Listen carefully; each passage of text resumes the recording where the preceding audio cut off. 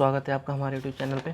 तो दोस्तों, जैसा कि मैंने आपको बताया था, तो उसी संदर्भ में आज यानी आधुनिक भारत की जो टॉप 50 क्वेश्चन है उसकी सीरीज ये होने जा रही है।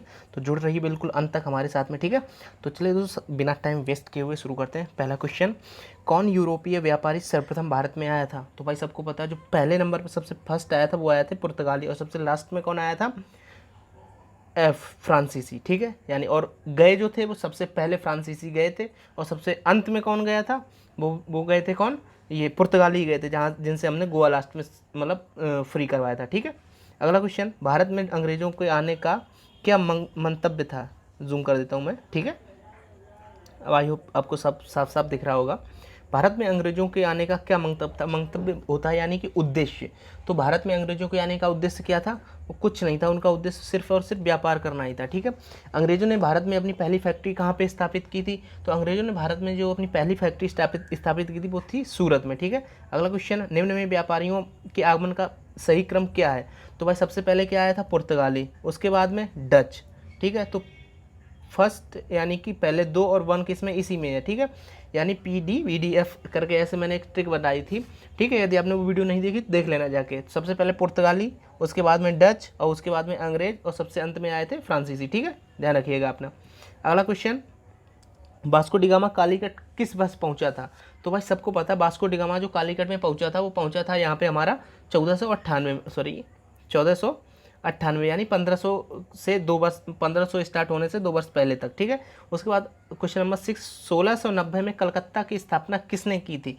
यानी कि जो कोलकाता शहर है उसकी स्थापना की पूछ रहा है। तो ये कोलकाता की स्थापना की जॉब चारनाग ने। ध्यान रखिएगा, ये काफ़ी इंपॉर्टेंट क्वेश्चन हो जाता है, जॉब चारनाग ने, ठीक है। और इसी के साथ में ये जो डुप्ले था, डुप्ले फ्रांसीसी सेना का गवर्नर था, और क्लाइव एक अंग्रेजों का एक वो था, क्या नाम, रसोइया। लेकिन इसको वही कहीं ना कहीं इसको अंग्रेजों ने अवसर दिया आगे आने का, और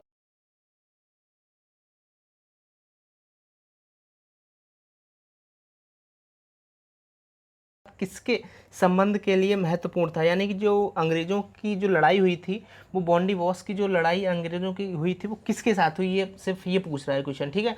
तो वो जो लड़ाई हुई थी वो फ्रांसीसियों के साथ हुई थी, जहाँ पे अंग्रेजों की तरफ से लड़ रहा था यानी कि लॉर्ड क्लाइव, जो अंग्रेजी सेना का जो गवर्नर था, और फ्रांसीसी सेना की तरफ से कौन लड़ रहा था? डुप्ले, ठीक है। अगला क्वेश्चन, क्वेश्चन नंबर 8 हो जाएगा हमारा, औरंगजेब का उत्तराधिकारी हुआ, यानी कि औरंगजेब का जो उत्तराधिकारी था वो कौन था? 8वां क्वेश्चन का आंसर हो जाएगा आपका आंसर सी, रोशन अख्तर, ठीक है। अगला क्वेश्चन, फर्रुख सियर के फरमान से किसने सहूलियत पाई? तो फर्रुख सियर के फरमान से जो सहूलियत पाई थी वो पाई थी हमारे बंगाल में अंग्रेजी व्यापार ने, क्योंकि फर्रुख सियर एक तरीके से उसने ही बोल दिया था कि अब अंग्रेज लोग जो है बंगाल में भी पूर्ण मतलब स्वतंत्र रूप से व्यापार कर सकेंगे, ठीक है। अगला क्वेश्चन, नादिर शाह का दिल्ली पर अधिकार हुआ था? तो नादिर शाह, आप सबको पता है, नादिर शाह ने दिल्ली पर अटैक किया था लगभग 1738-39 के आसपास में, और ये मतलब नादिर शाह दिल्ली से मतलब कोहिनूर हुरा और तख्त ताउस मतलब लेके गया था, दिल्ली लूट के गया था। ये मतलब वहाँ का जो भी था एक तरह से मतलब राजा ही बोल सकते हैं, लेकिन यहाँ पे लूटने के उद्देश्य से इसने भारत पे हमला किया था, ठीक है। अगला क्वेश्चन, किस संधि से बंगाल में द्वैध शासन लागू किया गया?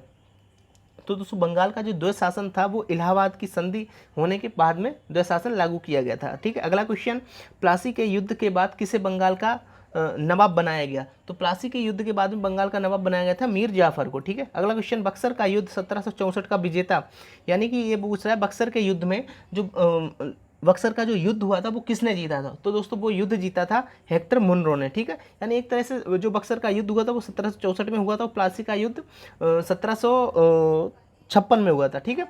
तो ये कहीं ना कहीं मतलब अंग्रेज ही सारे जो युद्ध थे वो जीतते चले जा रहे हैं, क्योंकि इनकी रणनीति बहुत ही एक सोची समझी रणनीति हुआ करती थी, ठीक है।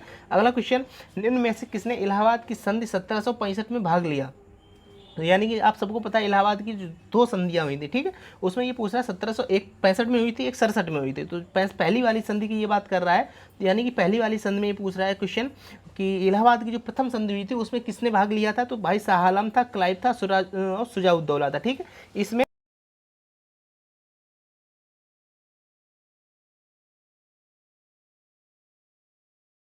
सॉरी 14 तक हुए, 14 के बाद 15 नंबर क्वेश्चन बोल रहा है, अवध में अंग्रेजी राज्य के विलय के समय अवध का जो नवाब था वो कौन था? तो अवध का जो नवाब था उस समय, यानी कि जब इलाहाबाद की संधि हुई थी उस समय अवध का जो नवाब था वो था वाजिद अली शाह, ठीक है।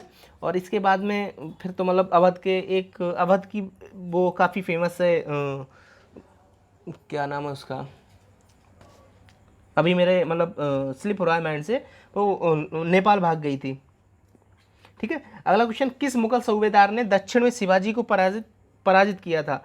तो भाई ये कौन था? राजा जयसिंह, ठीक है, ध्यान रखिएगा। 16 का आंसर हो जाएगा राजा जयसिंह, जो कि मतलब औरंगजेब का एक सेनापति था, जिसको दक्षिण में स्पेशली शिवाजी को ही पराजित करने के लिए भेजा गया था, और ये मतलब अपने मकसद में कामयाब भी हो गया था। उसके बाद ये मतलब शिवाजी को बंदी वगैरह बना लिया था इसने, हालांकि वो एक अलग स्टोरी, आप पढ़ सकते हैं। अगला क्वेश्चन है, 1764 ईस्वी में पानीपत का तृतीय युद्ध किन किन के बीच में हुआ था? यानी आप सबको पता पानीपत का जो तृतीय युद्ध था मराठा और अहमद शाह अब्दाली के बीच में हुआ था, ठीक है। अगला क्वेश्चन, 17 के बाद 18, शिवानी जी ने छुरा घोंपकर किसकी हत्या की थी? वो भाई अफजल खान की हत्या की थी शिवाजी ने, ठीक है। अगला क्वेश्चन, अंग्रेजों और मराठों के साथ सूरत संधि पर, मतलब अंग्रेजों और मराठों ने सूरत संधि पर हस्ताक्षर कब किए थे? तो वो किए थे 1775 ईस्वी में, ठीक है, ध्यान रखिएगा। अगला क्वेश्चन, किन दो स्थानों के बीच सर्वप्रथम रेलवे मार्ग का निर्माण हुआ था? तो भाई रेलवे मार्ग का जो निर्माण हुआ था सबसे पहले, यानी सबसे पहले हुआ था कलकत्ता से रानीगंज, और रेलवे जो दौड़ी थी वो बॉम्बे मतलब कि क्या बोलते हैं उसको, थाने से लेके मुंबई के बीच में दौड़ी थी, ठीक है, ध्यान रखिएगा। अगला क्वेश्चन, आर्थिक निष्कासन के सिद्धांत का प्रतिपादन किया गया, मतलब किसने किया? तो आर्थिक निष्कासन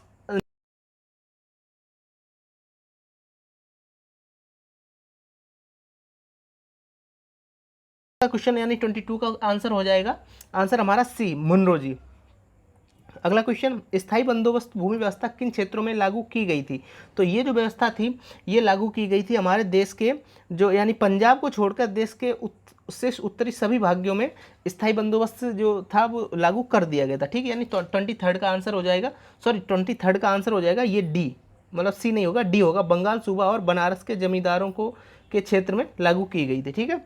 अगला क्वेश्चन, रैयतवाड़ी प्रथा कब लागू की गई? तो रैयतवाड़ी जो प्रथा थी वो लागू की गई थी मुंबई और मद्रास में, ध्यान रखिएगा। अगला क्वेश्चन, हिटले कमीशन का संबंध था, हिटले कमीशन का जो संबंध था वो था श्रम से, ठीक है, ध्यान रखिएगा। अगला क्वेश्चन, प्रथम वाणिज्यिक बैंक कहाँ पे खोली गई थी? तो 26 का आंसर क्या हो जाएगा? आंसर हमारा कलकत्ता, क्योंकि उस समय कलकत्ता ही भारत की राजधानी हुआ करता था अंग्रेजों की शासनकाल में, ठीक है। तो कलकत्ता में ही जो मेन मतलब एक तरह से जो इम्पोर्टेंट जितने भी रहे थे वो सारे कलकत्ता से ही, बंगाल से रिलेटेड रहे, ठीक है। उसके बाद 1857 का जो विद्रोह है वो कहाँ से स्टार्ट हुआ था? तो 1857 का जो विद्रोह है वो आप सबको पता है, मेरठ में जो सैनिक छावनी थी बैरकपुर, ठीक है, तो मंगल पांडे जी ने वहाँ से स्टार्ट किया था, ठीक है। तो मेरठ हो जाएगा इसका आंसर, यानी कि 1857 का जो विद्रोह था मेरठ से स्टार्ट हुआ था। अगला क्वेश्चन, कानपुर में विद्रोहियों ने 1857 के नेतृत्व को किसने संभाला था? तो कानपुर से जो नेतृत्व मतलब एक तरह से जो क्या बोलते हैं उसको, एक तरह से हमारा जो नेतृत्व था आज़ादी का, ठीक है, उसको कानपुर से संभाला गया था, उसको कानपुर से संभाला था नाना साहब ने, ठीक है। नाना साहब और पेशवा बाजीराव जी ने, इन मतलब एक तरह से इन दोनों ने मिलकर संभाला था, लेकिन जो वहाँ के एक तरह से किंग थे नाना साहब थे, ठीक है। अगला क्वेश्चन, 1857 के विद्रोह की असफलता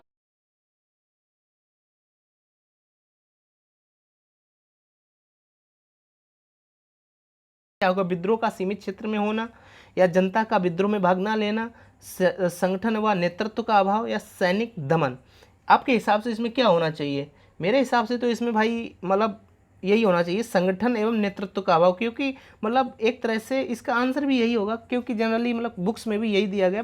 बाकी हालांकि ऑप्शन तो सारे सही है, लेकिन इसमें जो मोस्ट इफेक्टिव है वो यही रहेगा, संगठन एवं नेतृत्व का अभाव। क्योंकि अब आपने देखा मेरठ में कोई और कर रहा है, ठीक है, या झांसी में झांसी की रानी उसमें लगी हुई हैं, ठीक है। इसी तरह से आपने देखा होगा कानपुर में नाना साहब हैं, या बिहार में बाबू कुंवर जी हैं।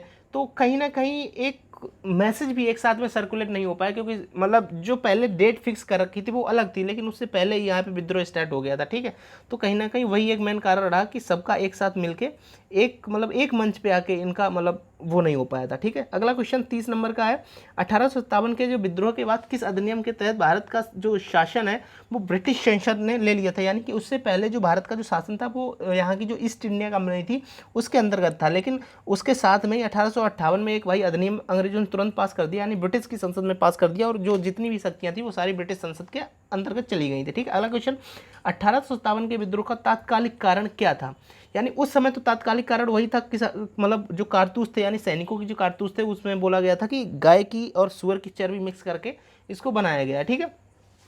अगला क्वेश्चन 1857 के झांसी के विद्रोह को किसने दबाया। ध्यान रखिएगा भाई, ये बहुत इंपॉर्टेंट क्वेश्चन है, क्योंकि ये झांसी से संबंधित है। पहली बात 1857 की क्रांति से संबंधित, दूसरा झांसी की रानी की हत्या जो एक तरह से की गई थी वो भी इसी मतलब यही उस समय वहाँ का जो था, या एक तरह से चार्ज था, अंग्रेजी जो सेना थी उसका चार्ज यही था, ठीक है। तो ये था हीरोज।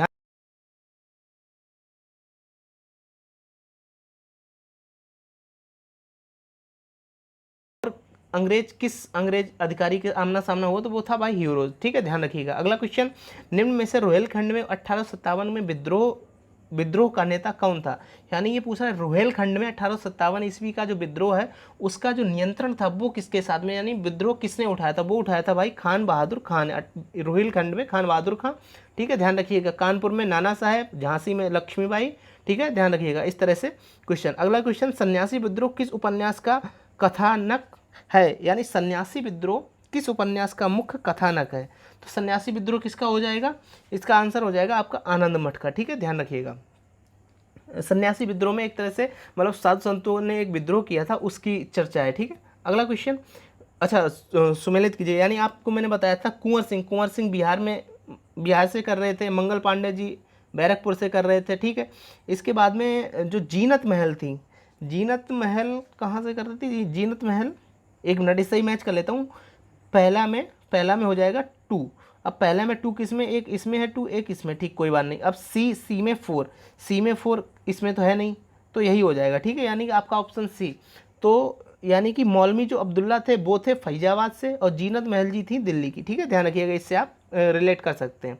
अगला question, Indian war of independence 1857 के लेखक, इसके जो लेखक हैं इसमें उस मतलब लेखक का नाम पूछा गया, इंडिया वॉर ऑफ इंडिपेंडेंस, यानी कि भारत का स्वतंत्रता के लिए युद्ध 1857, इस पुस्तक का जो लेखक है वो कौन है। तो इस पुस्तक के लेखक हैं वी.डी. सावरकर, ठीक है, ध्यान रखिएगा। इनको बहुत ही एक कट्टर हिंदू के तौर पे देखा जाता है, ठीक है। अगला क्वेश्चन, ईस्ट इंडिया कंपनी के भारत व्यापार के एकाधिकार को समाप्त कर दिया गया। तो वही है, मैंने आपको बताया था, ईस्ट इंडिया कंपनी से अधिकार को छीन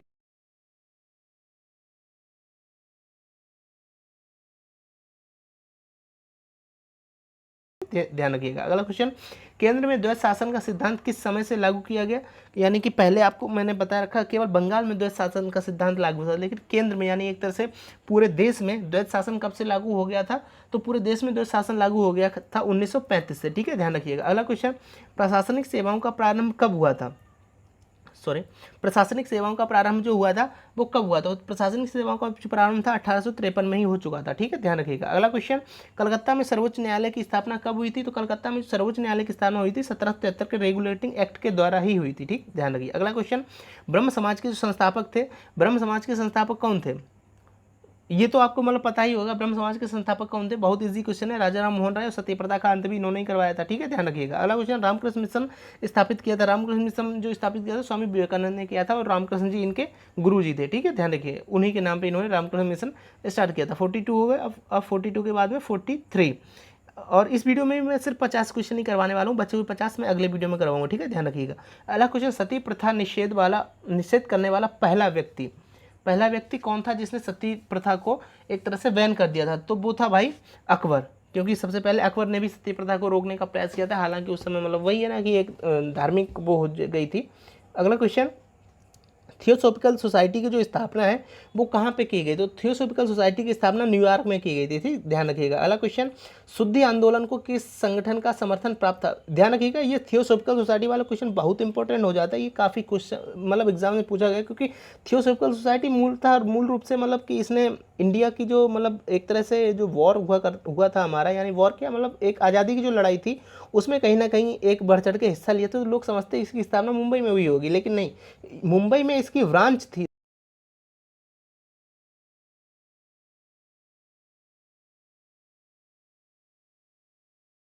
प्राप्त था। तो शुद्धि आंदोलन को जो समर्थन प्राप्त था वो था आर्य समाज का, ठीक है, ध्यान रखिए। यानी आर्य समाज का एक वो स्लोगन भी है, वेदों की ओर लौटो, तो जो वहाँ पे चला गया मतलब एक तरह से जो कहीं ना कहीं अपने धर्म को भूल चुका था, उसको जब वापस यहाँ पे आ रहा तो उसको एक तरह से अपना शुद्धि वगैरह करवानी पड़ रही थी, ऐसा कुछ था, ठीक है। अगला क्वेश्चन, सती प्रथा का उन्मूलन किया था। सती प्रथा का उन्मूलन किया था एक तरह से तो राजा राम मोहन राय ने भी इसकी मतलब एक तरह से इन्होंने किया था, लेकिन इसमें क्या था मतलब राजा राम मोहन राय ने केवल आवाज़ उठाई थी और इन्होंने उस समय लॉर्ड विलियम बेंटिंग था, इसके साथ में मिलके इसका जो अंत था वो किया था, क्योंकि यही उस समय मतलब गवर्नर हुआ करता था, ठीक है, ध्यान रखिए। अगला क्वेश्चन, यंग बंगाल आंदोलन का प्रमुख नेता कौन था? तो यंग बंगाल आंदोलन का प्रमुख नेता था ये डेरोजियो, ठीक है, डेरोजियो। अगला क्वेश्चन, सत्यशोधक समाज मंडल की स्थापना की थी। सत्यशोधक समाज मंडल की स्थापना किसने की थी? ज्योतिबा फूले ने, ठीक है। अगला क्वेश्चन, वेदों की ओर लौटो किसका नारा था? तो स्वामी दयानंद सरस्वती जी का, ठीक है। अगला क्वेश्चन, महाराष्ट्र में आर्य महिला समाज की स्थापना किसने की? तो महाराष्ट्र में जो आर्य महिला समाज की स्थापना की थी वो पंडित रमाबाई जी ने की थी, ठीक है। तो दोस्तों यहाँ तक आपके कंप्लीट हो गए 50 क्वेश्चन, ठीक है। अब जो आने वाले अगले 50 क्वेश्चन वो मैं अगले वीडियो में करवाऊंगा, यानी वो आपको कल मिलेगा, ठीक है। तो आई होप दोस्तों आपको मतलब जो भी था ये इन्फॉर्मेशन अच्छी लगी होगी। तो चलिए दोस्तों मिलते हैं आगे से नए वीडियो में, यानी कल। तब तक के लिए bye bye, okay, good night.